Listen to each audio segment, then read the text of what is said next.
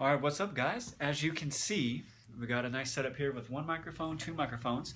I got my friend Van here. We're going to be doing a podcast interview today talking about student loans, millennial money, and a little bit of politics. A little bit of politics. So, Van, what's the name of your podcast? Random Thoughts and Late Nights. It's like he said, it's going to be about, economics. There's some religious stuff on other episodes that you can archive, and a host of other subjects and different topics. But today, all about finance. All right, so we're actually going to link the whole video later, but the podcast will be linked in the show notes here.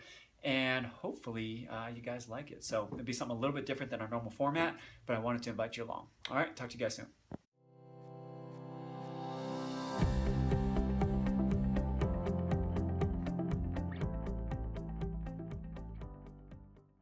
Jason Hamilton.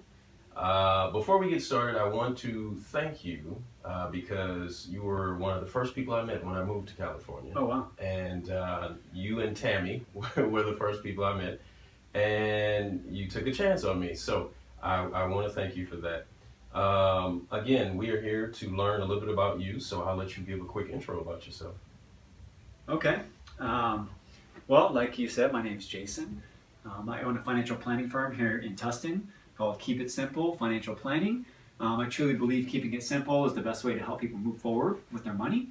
I'm also involved in a nonprofit called Ideal CDC. I don't pronounce it well, but it's the Instituto de Avance Latino.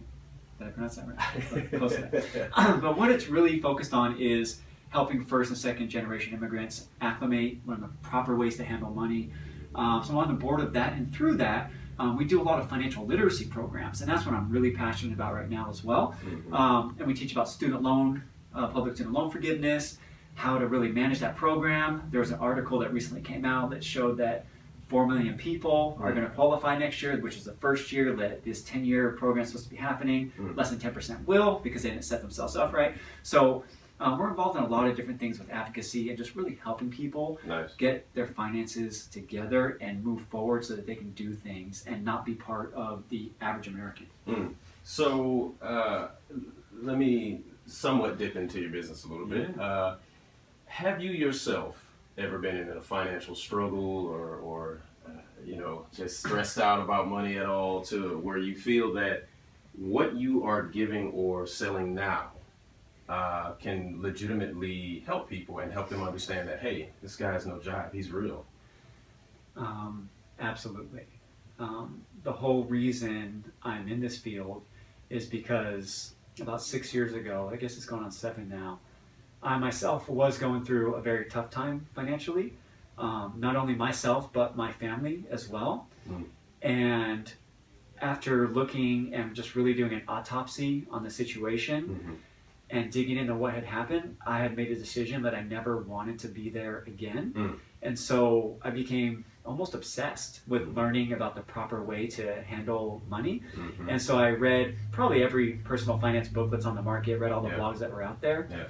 Come to find out there was a lot of conflict, and so I took it to the next level and went to UCLA to get my graduate certificate in personal financial planning. Even though I studied chemistry and political science in my undergrad, I was never very excited. I really did those things for the money, to be honest, which didn't pan out the way I wanted them to. But what I found out is there's just a lot of people that need help. I focus specifically on people in their 20s, 30s, and 40s because I think that generation, you just have time and there's a lot of potential there. I definitely help people a little older as well, but my personal situation was at 29. From the outside, I probably looked pretty good. I had a BMW. I was living in an apartment in Newport Beach that I had just moved into because I had moved back from Northern California after leaving a job I wasn't happy with. And I had picked up a bartending job here. And, from the outside, it sounds good. I had the nice designer jeans, I had the nice car, I had the nice clothes. But when you really looked at my situation at that point, I had student loan debt, I had car debt, I had credit card debt. I was in that situation where I was living paycheck to paycheck, and I just wasn't, my money wasn't right. I literally was sleeping on an air mattress at that point. Wow. Because I didn't have enough money saved up to buy myself a bed when I moved back down. Not a lot of people know that, by the way. But I also came back from a couple years of watching my family's financial situation crumble from 2008, 2007. Up in San Jose, they had owned a business. It was a restaurant, an Italian restaurant. And kind of all at the same time, which is how these things seem to happen when people's financial situation, their foundation's not correct. Not only did they not get their lease extended, business slowed down, obviously, because of the economy. Banks weren't lending. And they had received some advice from someone calling themselves a financial advisor who was really just an insurance agent. Instead of getting them set up properly with a financial foundation, they were sold a couple whole life policies and were put in a spot where essentially they had no other options except to close the restaurant and figure it out, because they had no other options, and they ended up going back to working jobs for other people, which they didn't like. At this point, they do like, but for many years weren't happy with. And just really looking at that situation, looking at my situation, at that point I had to just draw the line in the sand that I was never going to be there ever again. And so finances is part of it, but I also had to, again, work on myself, because it was me who wasn't where they needed to be, development-wise. And so through learning and growing myself, I did end up getting a better job and getting out of the situation, paid off like 40 grand of debt, in like 18 months, and got to a place where I was financially very stable, and then eventually leading to getting education, starting my own financial planning firm to help other people. So I think that's the short version of how I got there. But I have a big heart for people that were just never taught the right information. I think like most of us, I teach these classes, and I always ask people at the beginning, how many of you were like me who had parents that loved them, but never really knew how to properly handle money and didn't teach you? Which is it kind of leads into my next question, is that, so you said at 29, and we need more parents that teach us at a younger age. So where do you think, is it the household, or is it the household, or is it somewhere after they leave the nest that they just lose all fiscal responsibility, and I guess it takes them a while to pick up on that again, so they don't end up in a situation where they're like, oh man, I coulda, shoulda, woulda, or what have you. But how do you think you can grasp like their minds like before it just is too late? It's a good question. I think most people have to make the decision that they're ready. We're going to be doing a class for all millennials starting in January, right, up in Santa Clarita. And this group is passionate about it.